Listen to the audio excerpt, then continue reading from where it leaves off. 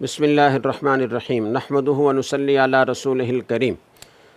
رمضان میں گناہوں سے بچنے کی کتنی اہمیت ہے یہ تو ایک دوسرے کلپ میں بیان ہو چکا ہے۔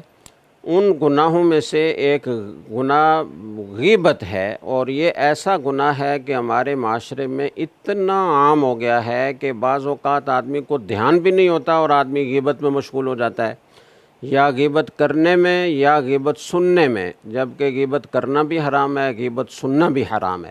اور غیبت کسے کہتے ہیں؟ اپنے کسی مسلمان بھائی کی کوئی ایسی برائی بیان کرنا، اس کا کوئی ایسا عیب اس کی غیر موجودگی میں بیان کرنا کہ اگر اس کے سامنے بیان کیا جاتا تو وہ اسے ناگوار سمجھتا، اسے اس سے تکلیف ہوتی، تو یہ غیبت ہے۔ بعض لوگ یہ سمجھتے ہیں کہ جی ہم جو بات بیان کر رہے ہیں وہ کوئی خلاف واقعہ تو نہیں ہے، وہ تو واقعہ کے مطابق ہے، یہ بات تو اس میں موجود ہے۔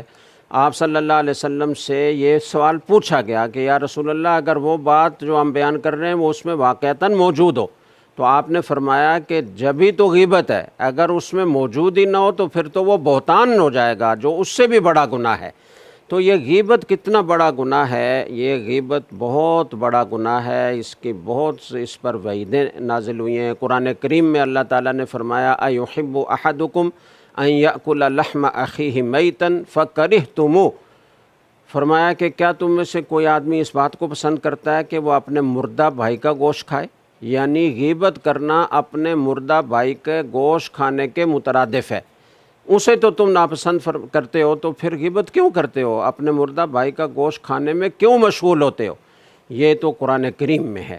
اور رسول اکرم صلی اللہ علیہ وسلم نے ارشاد فرمایا، موجب اوسط للطبرانی میں ایک روایت ہے، آپ نے فرمایا الغیبۃ اشد من الزنا، غیبت زنا سے بھی بدتر گناہ ہے، زنا سے بھی زیادہ شدید گناہ ہے۔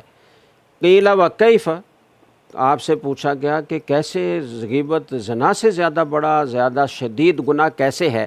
تو آپ نے فرمایا کہ الرجل یزنی ثم یتوب فیتوب اللہ علیہ، کہ آدمی گناہ کرتا ہے پھر اللہ کے سامنے توبہ کرتا ہے، اللہ تعالیٰ اس کی توبہ قبول فرماتے ہیں۔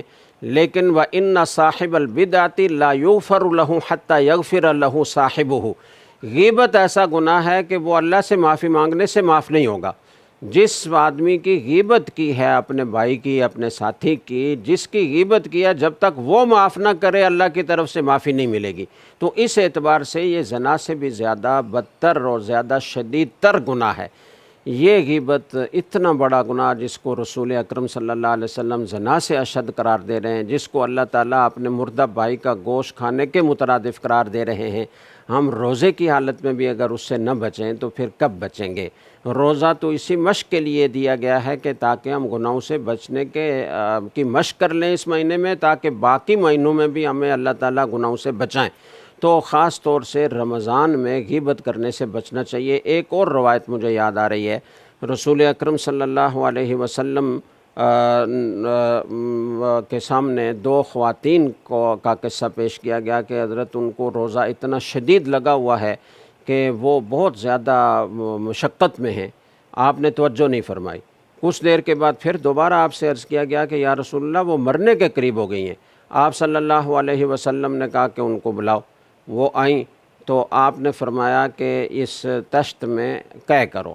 جب انہوں نے قے کی تو اس قے میں گوشت کے ذرات نکلے، حالانکہ گوشت انہوں نے کھایا ہوا نہیں تھا، اس دن انہوں نے گوشت نہیں کھایا تھا، لیکن گوشت کے ذرات نکلے۔ تو آپ نے فرمایا کہ انہوں نے حلال سے تو روزہ رکھا، لیکن یہ پھر روزے کی حالت میں حرام سے افطار کرتی رہیں، یعنی غیبت میں مبتلا رہیں۔ اور اللہ تعالیٰ بندوں کی عبرت کے لیے کبھی وہ جو قرآن میں ارشاد ہے کہ اپنے مردہ بھائی کا گوشت کھانے کے مترادف ہے، اس کو حقیقت بنا کر ظاہر فرما دیتے ہیں تاکہ لوگوں کو عبرت ہو، تو ان کی قے میں گوشت کے ذرات نکلے۔ تو یہ عبرت حاصل کرنی چاہیے کہ ہم کسی بھائی کی غیبت کر رہے ہیں، کسی کا عیب دوسروں کے سامنے بیان کر رہے ہیں، تو یہ تو اپنے بھائی کا گوشت کھانے کے مترادف ہے، یہ تو اشد من الزنا ہے۔